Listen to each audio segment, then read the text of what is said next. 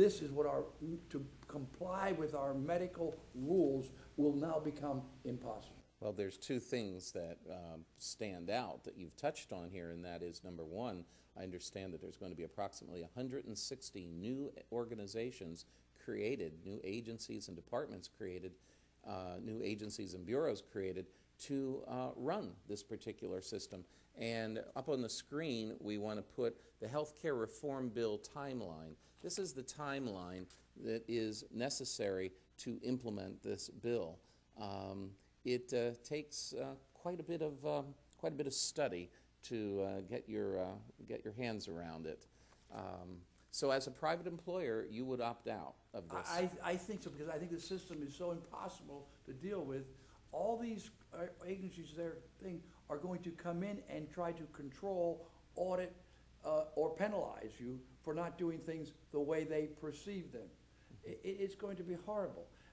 I want to, which will shock the system a little bit, there is only the closest thing we have to a capitalist country in the world, by far, is China.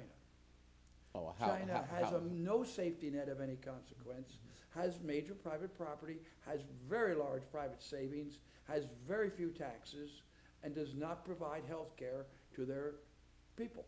It's a dramatic change from the days of Mao Zedong, where the government owned everything. That's correct. So therefore, here we are saying we don't want to be socialists. We may be, especially under what Obama's doing, but even before, one of the most socialist countries in the world. We just don't want to admit it. Well, how will this healthcare system compare to the healthcare systems that we find in other westernized countries that have national healthcare, such as the United Kingdom, Canada, Australia? How will it stack up against those, Ed? Well, it would appear, first of all, our system is definitely going to cost, and is now, and will get worse, cost probably 10 times more in paperwork than theirs. In the Australian system, again, the individuals have their own doctors. The state does not own everything, but specifically in Canada, the state doesn't own anything. The doctors work for their patients. There's one payer, the government. Well, since we have such a complicated process, I'm not sure that one payer, the government, wouldn't be better. And in Canada, there is still a private system that's available for those who are willing to pay for it and able to pay for it. Now, will we even have that left over in America? There is a question right now with all their checks and balances and audits, because one of the other areas that nobody bothered to talk about, because Obama didn't bother to consult them, is the medical providers. From what I understand, and again, nobody understands the system totally, but a lot of doctors are very frustrated and are looking forward to retiring. We are going to have a major health care provider shortage. I would like to, before we miss this, the latest hot off the press, which again our government ignored, Massachusetts adopted in 2006 a universal health care system, sort of. It's a disaster.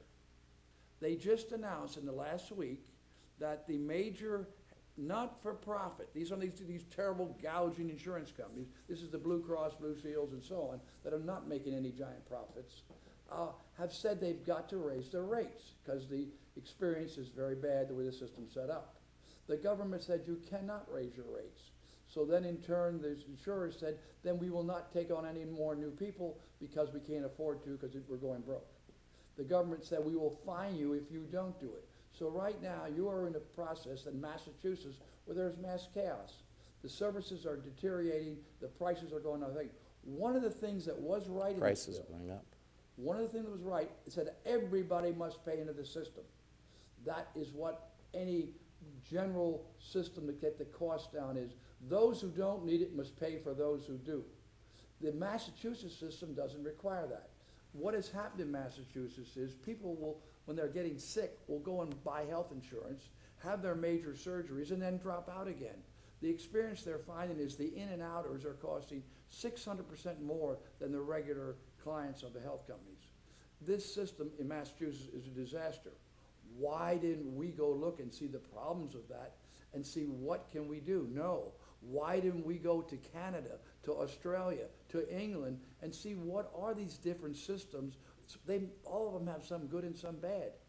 Why do we have just gone off on our own without really doing anything, since within 30 to 60 days, the Democrats had pretty much written this bill. People The Democrats in Congress.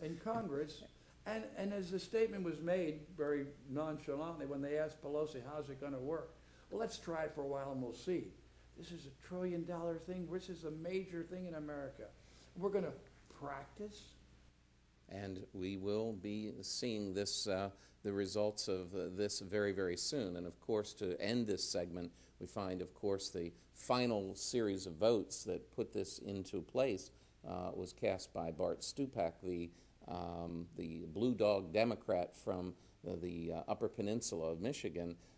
He was the pro-life Democrat who said, I'll vote for this if the president will sign an executive order that will make it clear that federal money isn't going to be used for abortions.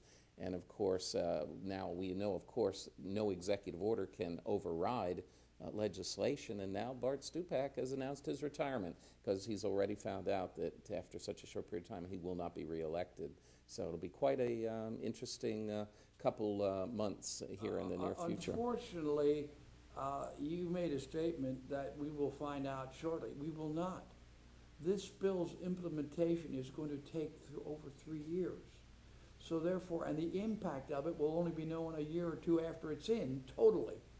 When you look at this timeline that Charlie showed you in those agencies, that's a timeline of years. So basically, by the time we totally implement this disaster, we are going to be down the road 5, 6 years and probably unbelievably hundreds of billions of dollars underwater. Because the one other thing I want to point out, his so-called method of balancing this, how we're going to pay for it, primarily is he wants to tax the healthcare industry. Well, they're going to pass, they're talking about $400 billion in taxes on the healthcare industry. You think they're not going to pass those on? This is so illogical. This system is, unfortunately, we're hypocrites. We're pretending, we know that every government program, especially in this area, Social Security and health care, whatever they projected the cost was going to be, it ends up X years later being somewhere 3 to 5 times greater. This will cost this country trillions of dollars, and we cannot afford it. And it will be the final straw that will break the camel's back in our economic system. So this is the latest from the Arnold report. We'll be watching on the healthcare front, Ed, and we'll see if there are future changes to come. We'll be back with you next week on Behind the Headlines. We'll see you then.